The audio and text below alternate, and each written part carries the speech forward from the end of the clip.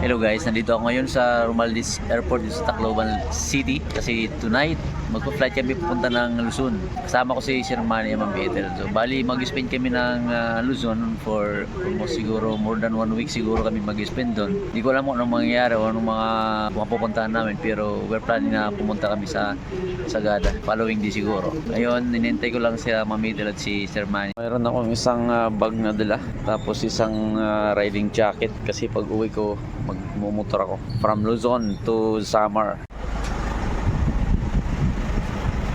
Ano sir? Hoy! Hoy boss! Shout out! Gahabak! Apat cellphone kakarga? Camera? Matanan. Drone. Doon na akin sapatos, subo. Wala kang matiter. Pati yung lighter ko na dala ko pala sa belt bag. Naiiwan.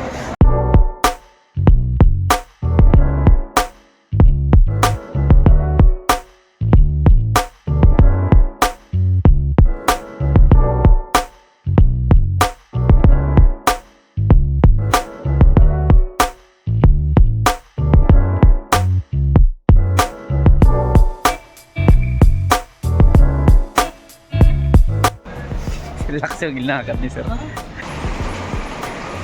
Mula dito magta-travel kami papunta ng Cabanatuan sa lugar ni Sir Manny. And then from there, travel naman kami to Sagada na ngayong gabi. Siguro kakain lang kami. Nahanap lang namin yung magsusundo sa amin dito. Saka palakad-lakad kami dito sa may Marriott. Dito kami sa Resorts World. Hindi ko alam kung gagawin namin dito. Gagawin namin dito, pagpunta namin sa Sagada, meron kami sariling sasakyan. At saka mayroon kaming driver. Parang special trip namin to, VIP. Sinundo nga pala kami ng kapatid ni pamangkin ni Sir Manny. Ay, plastic ano? Mga plastic. Galing oh. Ginawang art yung mga mineral. Grabe dito guys sa Resorts World.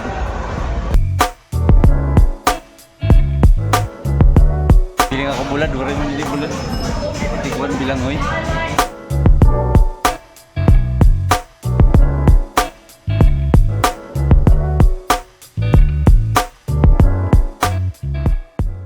So, update mga kapartner, nandito na kami sa mga ibas na papunta ng Cabanatuan. Oras ngayon mga alas 12 ng gabi na. Magbibiyahe pa kami ng mga 3 oras siguro mula dito. Pagdating namin sa Cabanatuan, sasakay agad kami ng van papunta na ng Sagada. Kasama namin ngayon si Princess, yung anak ni Ma'am Ethel. So kaming tatlong bibiyahe ngayon. Sir Manny kasi birthday niya mga siguro katapusan ng August. Hindi siya sasama dahil may mga schedule din sila. Guys, sobrang lamig. Hindi pa kami nakakaabot ng Sagada. Nasa Cabanatuan pa lang kami. Helmet talagang kulang.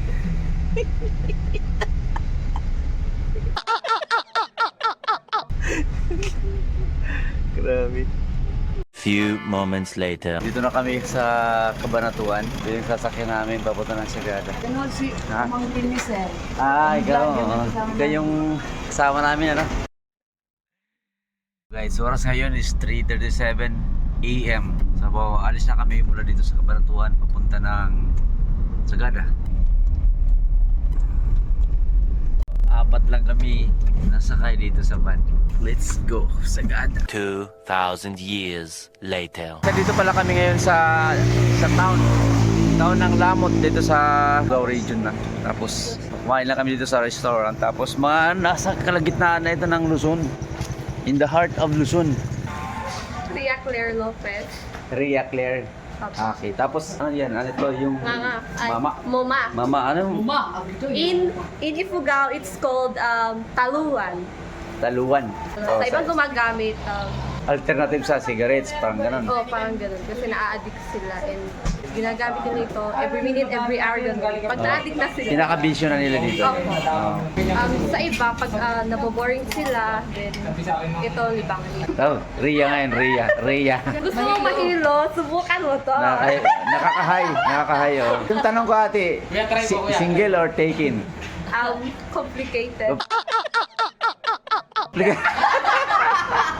Ganda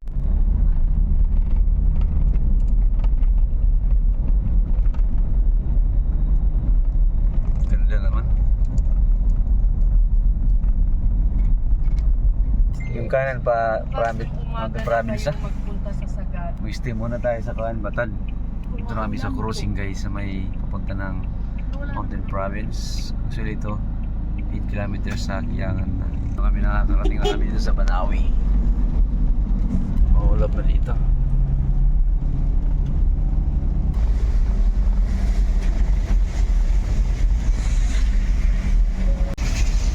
Sulit dito guys magmotor pero yun lang sobrang taas. Ayun ganyan. Tagal lang siguro mga isang oras kami nag uphill. Ito yung town ng Banawi. Banawi Cycle Parts.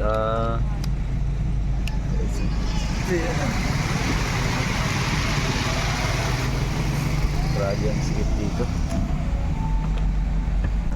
Tara, may mga tao din. Diyan na tayo maligo. Grabe guys, ito sikip dito. Ito na yung pinakasentro ng Banawi. Yun o. Mayaw Mayuyas. Mountain. Nakaharang kasi. Dito yata tayo. Dito ba? Kaliwa? Oo. Municipal Tourism. Mountain Prop. Dito daw. Kaliwa. Grabe siya oh. Ang mga bahay.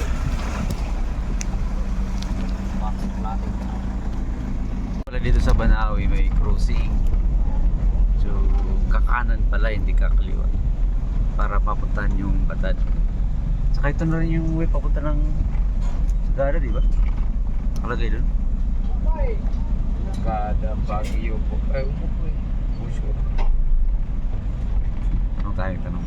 Magkanan kanina, pagdating dito sa baba, nakaliwa na pero sobrang sikip na dito mga kapartner. Sakit na tayo ng Banawi.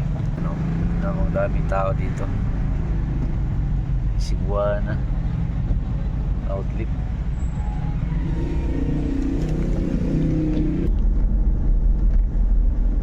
I love BCS.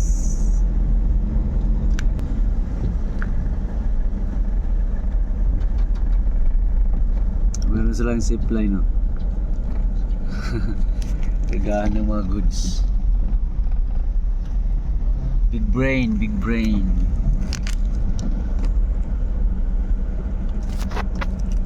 Ito po yung pupuntahan natin. Batad. Batad.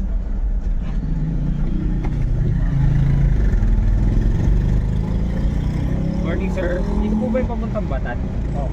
Dire-diretso lang. Diretso tapos may tingnan niyo may sign for pakyat na Batad. Thank you sir. Okay. Hey yo. Hey man, what's up? Tulog po si Mama. Tulog-tulog, charot ng buhay. Tulog-tulog lang. Welcome to Arihit. Arihit Talop Kinakin. Makaram mo ibig sabihin yan is may viewing deck dito.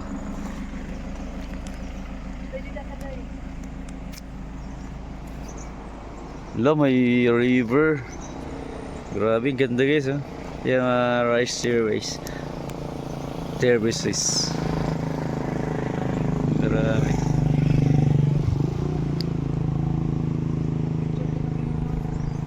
Kaya pala guys, yung mga rice terraces hindi sila nauubusan ng tubig dahil yung tubig pala sa bundok ng gagaling yun.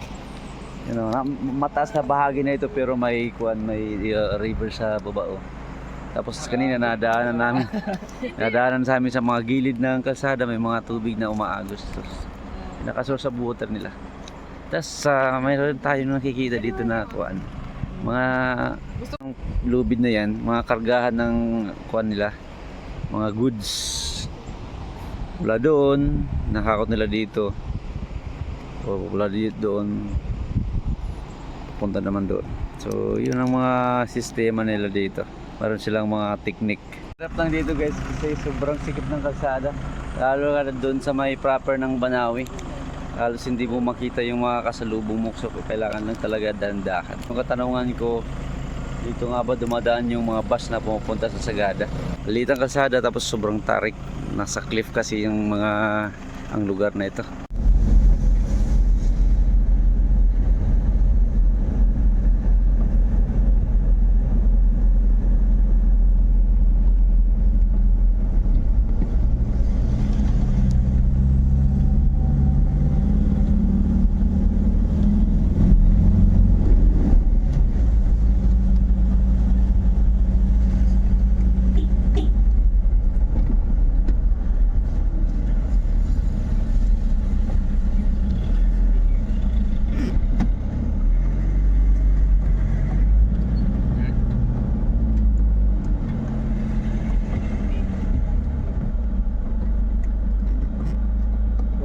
Anong tawag dito sa taas na ito?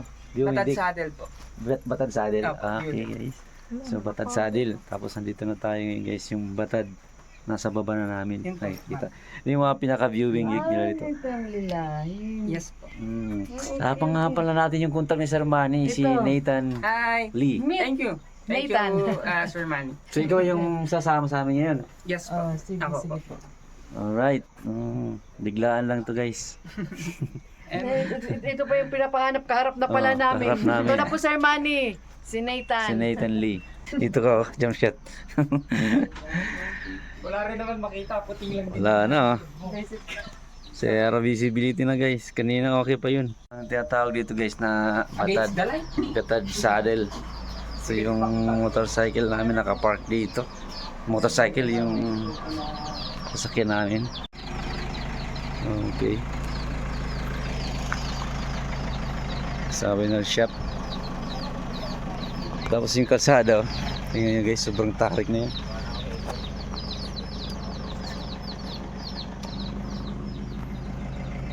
Grabe, nasa tuktok na ng bundok.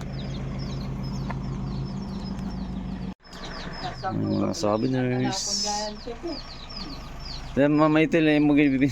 Siya nga ni. So, Nakaptan po niya. Kaptan nga ni po nga ni. souvenirs. Ito na hinahanap ko ha, guys. Ito na. Sana all. Isda oh. Galing na. May egg. Galing na mag-ukit ano? 1, 2, 3. Grabe ka sa RLG guys. Iwasan yan kagahonorit na signal. Sinusundan namin si Nathan Lee. Bike Kuya Nods. Ha? Bike. Bike din eh? Oo. Makasampa ko lang din na may kuhan. Batad Saddle, okay na. Grabe yun. Oh, kanina nawala yung visibility. Bumalik na naman oh. Mula dito nagpark kami ng sasakyan tapos magti-trek kami papunta ng Simons for mga 15 minutes daw. Tapos samahan kami ni Nathan Lee, Batad Countryside Inn. Okay. Hanggang dito lang yung kalsada. Tapos lalakarin na pupunta dun. Yung dadaan mga bata.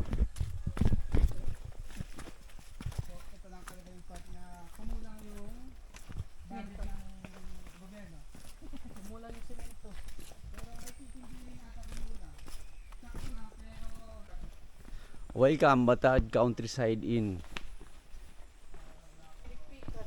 Ipagpatay manok diri Kuya Nods kaya ipipik-pik lang adat mamatay. Oh, Amo sa ira. tahimik. Tapos may kubo sa baba. Bay, ano man ko ano, bagan pinakalibingan. Wow guys oh. Ang ganda. Ayan ang kuhan sa Adil. Galing kami doon ano. Pagdating natin dun sa bali dun po yung ano natin, stop natin kanina. Dun sa pinakataas yung may bahay dun. Opo, ay at tumanong Kuya Nods. Yung Saddle kuhan. Batad Saddle. Taas ano, biruin mo, lalagyan ng kalsada dyan lang oh. Papunta doon. Grabe siya oh. Mula doon sa may kuan, may pinarkingan, maglalakad ng mga 15 minutes papunta dito hanggang sa marating itong tourism center. Tapos magre-register ng 50 pesos bawat isa.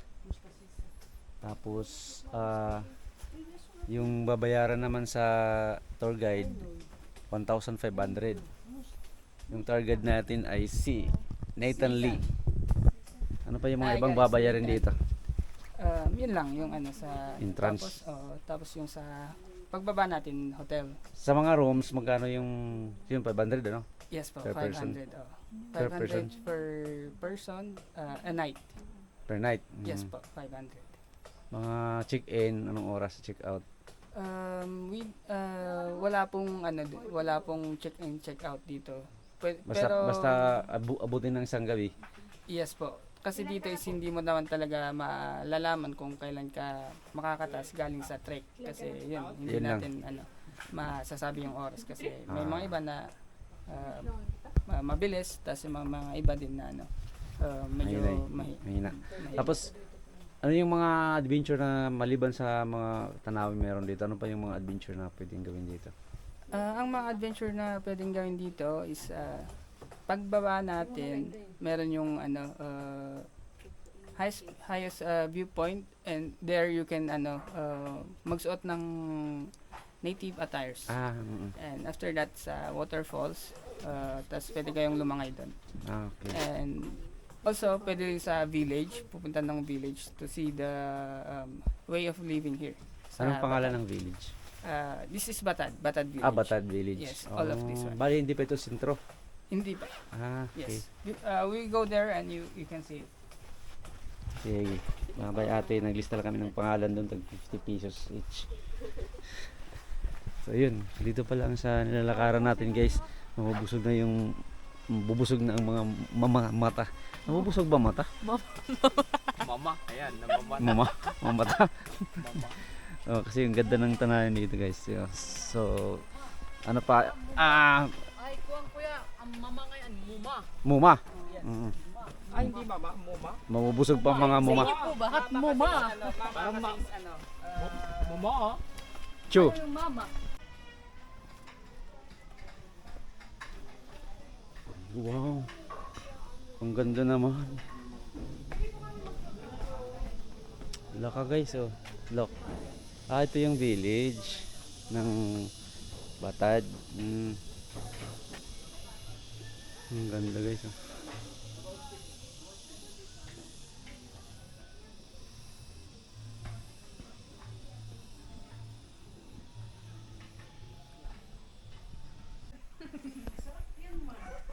Ito na guys, yung Simon's Viewpoint Inn.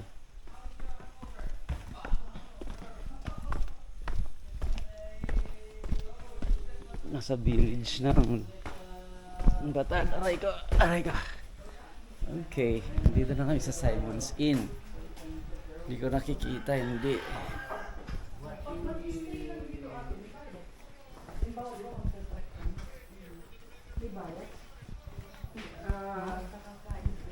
Opo, kakain kami. Hanggang mamaya, pwede lang kami mag-stay pa. Okay. Mag-order naman kayo. Bago tayo mag-stay, pwede tayong kumain muna. Yes, you can po. Di ba? Kuya Mons? Oo, kain muna Kain kasi nas busi na. Ate, ano yung pagkain niyo? Sindo.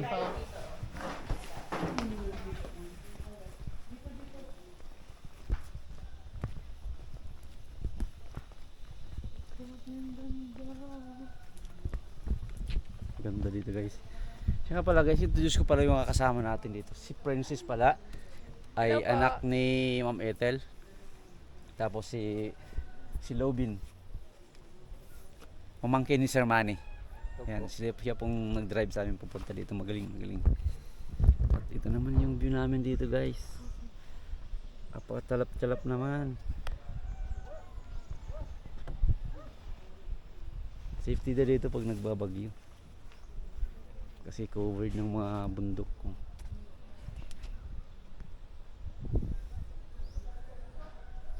Tapos ito ang Simon's Inn.